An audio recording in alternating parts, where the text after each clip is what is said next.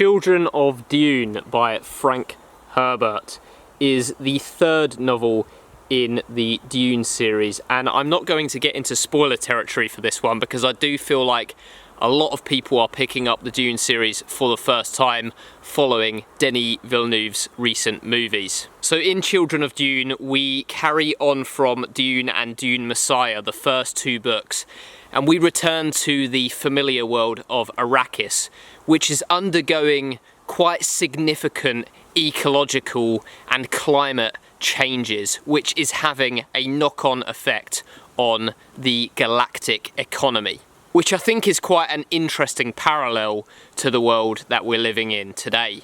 And it's not only the planet itself which is changing, it's the people that inhabit it as well.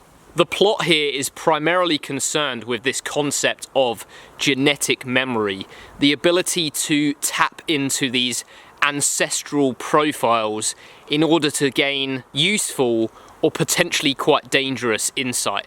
Because there's such a strong focus on the past and ancestors of these main characters, Children of Dune does feel like it retreads on ground already covered by Dune and Dune Messiah, particularly because the story revolves around a conspiratorial plot.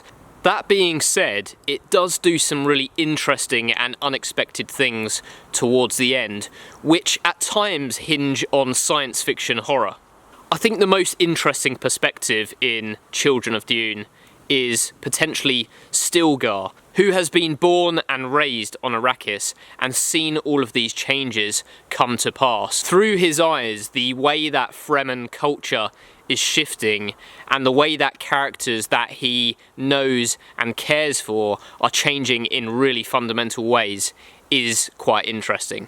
Dune has always had quite a lot of post-humanism at its heart, and that's more pronounced than ever in Children of Dune, through characters who are tapping into this genetic memory, through the Bene Gesserit who have these manipulative powers, through Mentats who are essentially human computers, and through characters achieving prescience through the spice melange. Overall, I do think that there is a step change in quality from Dune to Dune Messiah to Children of Dune, but it's still a really good book.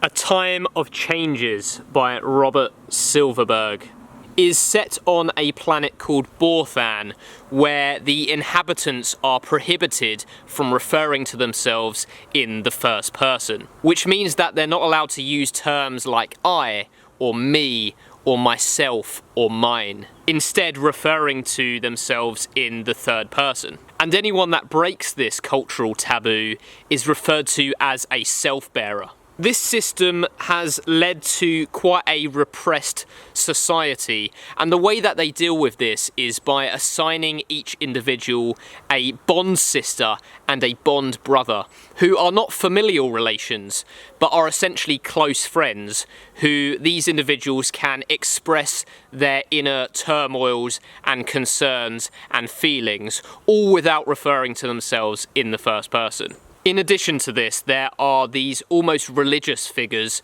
known as drainers, who you can go to and express those inner feelings, almost like a confession. The story here is almost like a journal entry from a character called Kinnell, who interestingly is writing in the first person from the opening line. It's revealed early on that he is living in exile, but it doesn't become clear straight away exactly why he has been outcast from this civilization.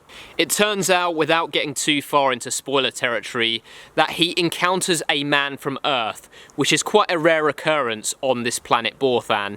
And the Earthman tells Kinnell of a drug that is found on another continent on the planet, which is said to allow the user the ability to enter the mind of another individual almost telepathically and share in their thoughts and feelings, which on this planet that prohibits this concept of self-bearing is the ultimate sin.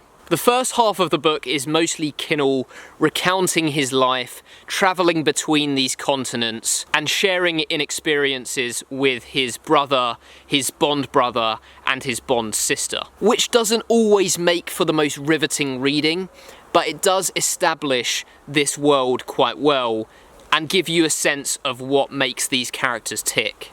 By the time the main events of the book do take place around the halfway point, it does really accelerate in its pacing and becomes quite exciting and thought-provoking. There was something that Robert Silverberg does here which I expected to have much more of an emotional impact on me, and it didn't quite work. But overall, this is the 4th novel I've read from Robert Silverberg, and he hasn't let me down yet.